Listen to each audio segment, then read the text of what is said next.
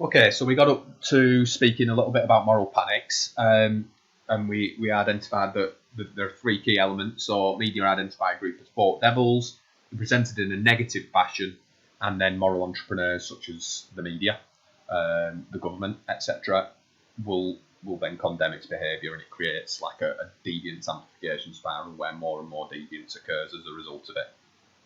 So then that's kind of exampled a little bit through the mods and rockers. So we know about that study. We've looked at it in labelling. So I'm not going to go into it in masses of detail. But what we found, or what was found that we've not really spoken about before, is that there were another three elements to this. So the media exaggerated and distorted the events. That we've already really discussed that before. So we know that the media blew it out of proportion, said that there was more criminal damage than there were, made out that it was almost like a war zone when it wasn't. There were no deaths, there were no really, really serious life-changing injuries or anything like that. It was just a little, I wouldn't say a little bit of a scuffle. It was bad, but it was arguably blown out of proportion. There was also a prediction about the idea that there would be more conflict and more violence. And this is the funny thing, and this is going back to that deviance amplification. By the media doing that, they're almost making it more likely. They're almost guaranteeing it. So the mods and rockers, after their first stint of violence, may look at the media and go, oh, well, they're expecting more. Society's expecting more. We've been labelled as these deviants, these delinquents, so we'll commit more crime. So there's prediction in what they wrote, and then there's also symbolisation. So symbolisation, taking it out of this context, let's go back to my previous example of knife crime.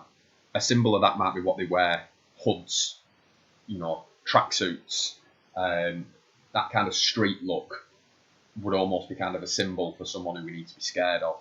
In this day and age, in the 60s, when this was going on, it was what they wore, it was what they drove. So the mods, it would have been suits and parkas and that kind of thing, with the Vespers that they rode on, or the scooters. Whereas the rockers, it would have been your leather jacket, and that kind of image was created, and it created this connotation of worry. People need to be worried. People need to be scared about it. So there was symbolisation through what they've done as well. As a result, the media made it a problem. So from that, the government responded by calling for harsher crackdowns from the police. This then marginalises the mods and rockers, or you can switch this example to young black males if we're looking at knife crime. It marginalises them further. There's less tolerance for it. So the second wave of mods and rockers down at Brighton Beach, there was less tolerance, there was more police presence, and there was increased deviance off the back of that, because it's kind of, the less they're going to tolerate, they're bringing the bar down, so to speak. So if they're bringing the bar down, then that means that more deviance is going to be created off the back of that. What mods and rockers may have been able to get away with previously, just, for example, running around the streets, for example, not necessarily committing a crime, they may have been able to get away with that on the first wave. But when the police and the agencies of social control are coming down on it harder, that then means that there are increased opportunities for deviance, whereas they might, if they see a modern rocker running around the streets, even though they might not be committing a crime, they might arrest them. So when there's less tolerance for something, then there's also an increase in deviance. The media then take that and amplify it further, and define them by the styles and so on, and almost create this image of them. More youths look at that and maybe adopt that fashion. And then there's a self-fulfilling prophecy. As the youths kind of just basically say, well, if you're going to label us that way, then that's the way we're going to behave. If you're going to label all youths in this way as delinquents, then that's the way we're going to behave. So it creates, arguably, more crime, more delinquency off the back of it. Okay.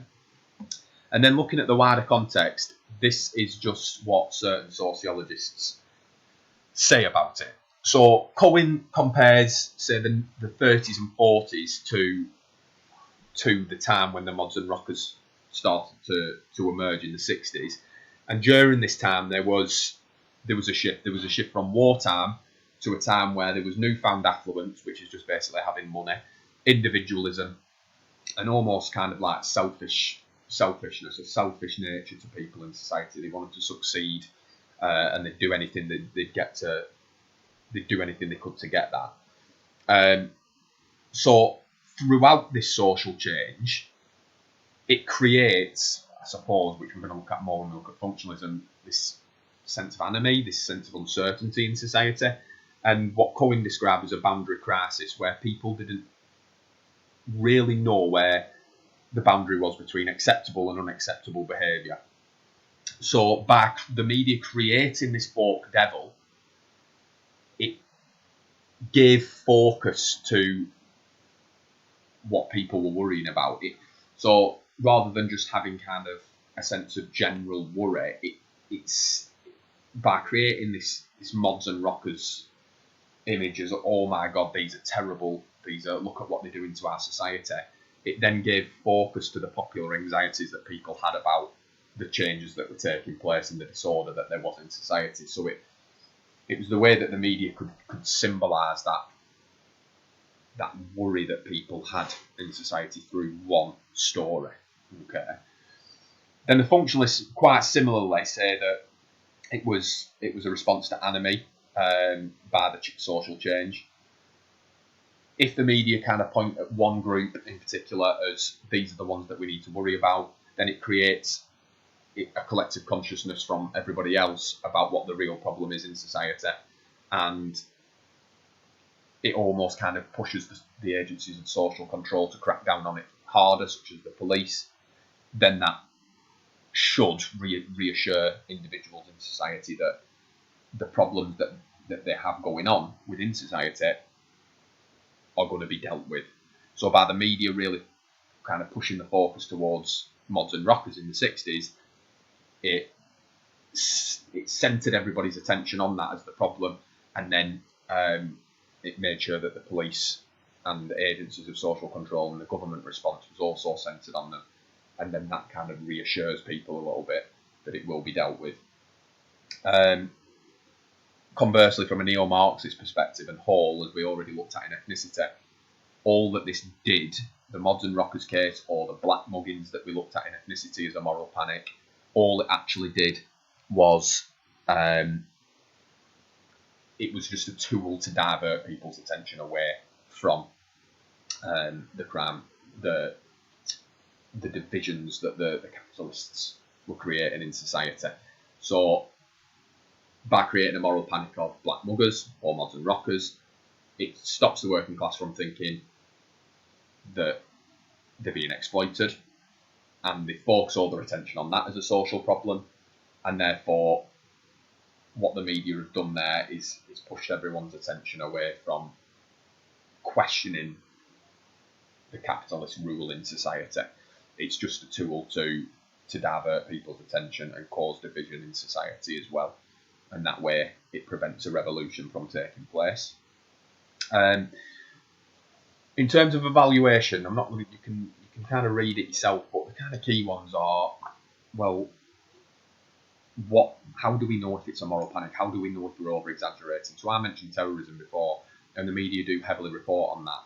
But how do we know that isn't something that we desperately need to worry about? Are the media blowing it out of proportion, or are they reporting it as it is, and it is a big social problem?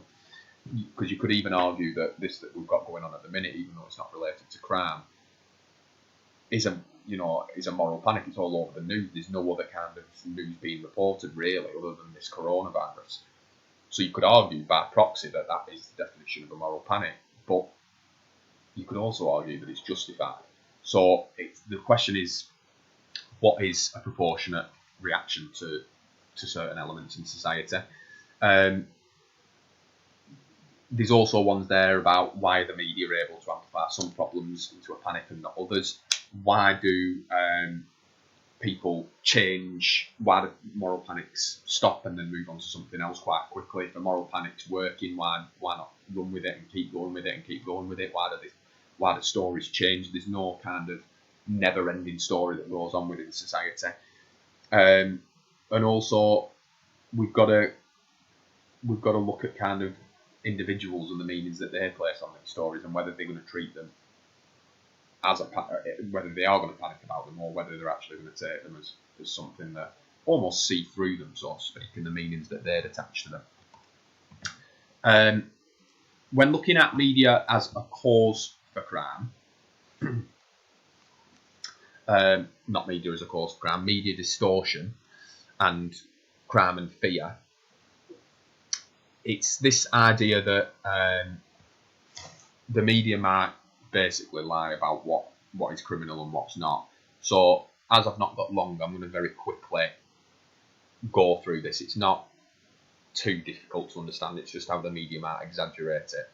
So what we've already talked about, and according to William and Dickinson, a lot of space in the media is often dedicated to violent and sexual crimes. So Dutton and Duffy found that 46% of media reports were about violent and sexual crimes. It exaggerates police success in some circumstances, so tries to kind of reassure us, reaffirm us. So going back to that idea of the moral panic, it'll exaggerate how successful the police were in that. It overplays extraordinary crimes. So there's always, coming away from like maybe print media and stuff like that, we've also got TV and things like that. So there's often this drama added to crimes that we don't necessarily see on a daily basis. And also, if you're watching programs, for example, and consuming media like Breaking Bad or something like that, there's an ingenuity there's this idea that you've got to be ingenious to commit a crime, such as Walter White, if you've ever seen it, or something like that. And also, you've got to be ingenious to be able to catch criminals, which, well, what about just your average shoplifters? What about people who are just scrapping in the middle of the street? There's not always ingenuity to it. Media exaggerates the risk of being a victim. Crimes reported as a series of separate events and not necessarily something that's ongoing. So it's almost like separate stories that are created. And that is it, basically. The media just present a distorted picture of what crime is, generally.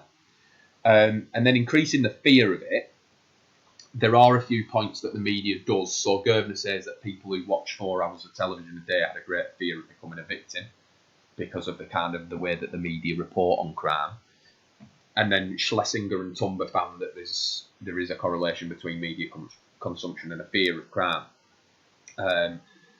People who watch TV, people who read tabloid newspapers, they're going to be more exposed to them kind of dramatic headlines, those stories that kind of have that element of risk involved. So any of the papers that you looked at today, there were probably kind of them elements of risk. If you go out, then this could happen to you. With, terrorism and that kind of thing is often reported on. So it creates a fear. However, that, according to Greer and Rayner, ignores meanings that viewers give to media violence. So that might be that some people might look at a certain programme, say, or read a certain newspaper article and really take it to heart and be like, oh my God, this is scary. But some people and some individual social actors might look at it and go, well, no, because what I'm watching here is an action film. So it's a form of media, but I know for a fact that if I go out, this is never going to happen in a million years. And also, if I'm reading a newspaper about something that's really happened, then I might give it a little bit more semblance. I might say that, yeah, this could happen. So we're ignoring kind of the individual meanings that people give, and we're ignoring what forms of media that people are consuming. We can't just say media overall creates a fear of crime, because it depends on the format of the media that we're doing or that we're looking at. Okay. I am going to have to leave it there for today. What I will do is for the media as a cause of crime, I will kind of go over at the beginning of tomorrow's bit, just because I don't want to do a third video necessarily. Today I'll put another one on tomorrow and I'll go over those. But to be honest with you, it should be pretty straightforward, that bit, and I'm sure that you understood it. But if there is anything that you're not sure on, just give us a shout. Okay.